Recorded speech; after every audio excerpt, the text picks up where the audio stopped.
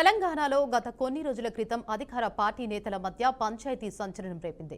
అయితే ఇప్పుడు పరిస్థితి మారింది. ఏకంగా సీనియర్ అధికారుల మధ్య వార్ నడుస్తున్నట్లు ఆ నోటా ఈ నోటా అనుకుంటున్నారు. ఇంతకీ ఆ ఇద్దరు అధికారులు ఎవరో తెలిస్తే షాక్ అవుతురు.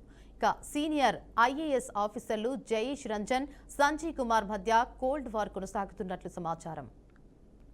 ఈ మధ్య జరిగిన ఐఏఎస్ల బదిలీలతో స్పెషల్ సీఎస్ హోదాలోని ఇద్దరు ఐఏఎస్లు జయేష్ రంజన్, సంజయ్ కుమార్ మధ్య కొనసాగుతున్న కోల్డ్ వార్కు తెరపడిందని చర్చ జరుగుతుంది.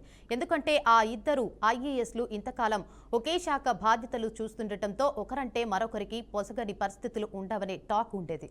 తానే సీనియర్ అని ఒకరు, బిజినెస్ రూల్స్ ప్రకారం తానే అసలైన బాసు అని మరొకరు ఫీల్ అయ్యేవారు. కానీ ఇప్పుడు జయేష్ ను ఆ శాఖ నుంచి బదిలీ చేయడంతో సంజయ్ ఊపిరి పీల్చుకున్నట్లు సమాచారం జరుగుతుంది. బీఆర్ఎస్ హయాం నుంచి ఐటీ ఇండస్ట్రీ శాఖ బాధ్యతలు చూసిన జయేష్ రంజన్ కాంగ్రెస్ అధికారంలోకి వచ్చిన తర్వాత కూడా అదే శాఖలో పనిచేశారు.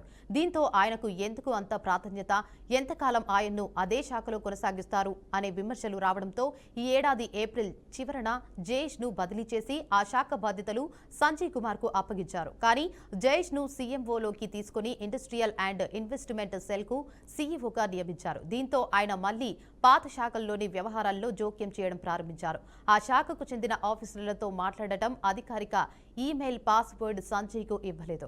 దీంతో దేశ విదేశాలకు చెందిన కార్పొరేట్ కంపెనీల నుంచి వచ్చే సమాచారం ఆయనకు తెలిసేది కాదు. బిజినెస్ రూల్స్ ప్రకారం శాఖకు చెందిన ప్రిన్సిపల్ సెక్రటరీ ఆ శాఖకు బాస్.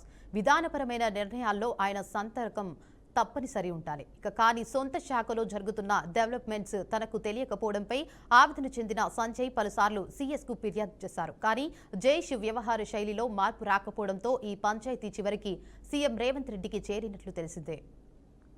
సీఎంఓలో స్పెషల్ సీఎస్ హోదాలో ఇండస్ట్రీ ఇన్వెస్ట్మెంట్ సెల్ సీఈఓగా పనిచేసిన కాలంలో ఐటీ ఇండస్ట్రీ శాఖకు చెందిన అన్ని వ్యవహారాలను ఆయనే పర్యవేక్షించేవారు. పాత బాస్ కొత్త హోదాలో ఉండటం, కింది స్థాయి అధికారులు, పలు ప్రైవేటు కార్పొరేట్ కంపెనీల ప్రతినిధులు సైతం జయేష్ ఆదేశాలను పాటించేవారు. దీంతో ఐటీ అండ్ ఇండస్ట్రీ శాఖలో ఆయన హవా కొనసాగింది. అయితే సంజయ్ వ్యక్తం చేసే అభ్యంతరాలను ఆయన సీరియస్ గా తీసుకోలేదు.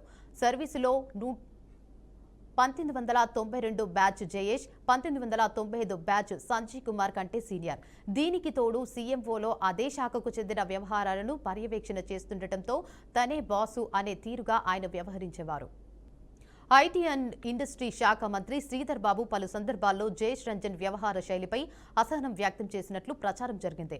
మంత్రికి సమాచారం ఇవ్వకుండానే ఆ శాఖలోని అంతర్గత వ్యవహారాల్లో జోక్యం చేసుకునే వారిని విమర్శలు ఉండేవి. ఇలా పలుసార్లు జరగడంతో మంత్రి సీఎం దృష్టికి తీసుకెళ్లినట్లు తెలిసిందే. అయితే ఇప్పుడు సంజయ్ ఆ శాఖలో తన సమర్థతను చూపించుకోవాలి. లేకపోతే ఆయనను అక్కడి నుంచి ఇతర శాఖకు బదిలీ చేస్తారనే చర్చ సెక్రటరియట్ వర్గాల్లో ఉంది.